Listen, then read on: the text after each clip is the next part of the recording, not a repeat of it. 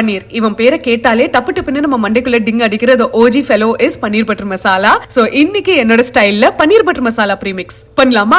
First ஒரு பேன்ல 1/4 cup முந்திரி பருப்பு, 1/4 கப் மக்கானா, 1 ஸ்பூன் ஜீரகம், 2-3 பச்சை ஏலக்கி, 2-3 கருப்பு ஏலக்கி, ஒரு பட்டை, 4-5 கிராம்பு, 1/2 ஸ்பூன் மிளகு, ஒரு பே லீஃப், 1 ஸ்பூன் தனியா. இவங்க எல்லாரையும் தனித்தனியா ஒரு பியூட்டிஃபுல்லான அரோமா வர வரைக்கும் ட்ரை ரோஸ்ட் பண்ணிட்டு அவங்க எல்லாரும் கம்ப்ளீட்டா கூல் டவுன் ஆனதுக்கு அப்புறமா இவங்க ஒரு ஃபைன் பவுடரா டிர் பண்ணிட்டு இவங்க கூட 2 ஸ்பூன் ரோஸ்டட் கடலை மாவு, மஞ்சள் பொடி, காஷ்மீரி மிளகா பொடி, kasuri methi, 2 spoon onion powder, 2 spoon பூண்டு பொடி அண்ட் 1/2 கப் பால் பவுடர். இவங்க எல்லாரையும் மிக்ஸ் பண்ணா தலைவா ரெடி.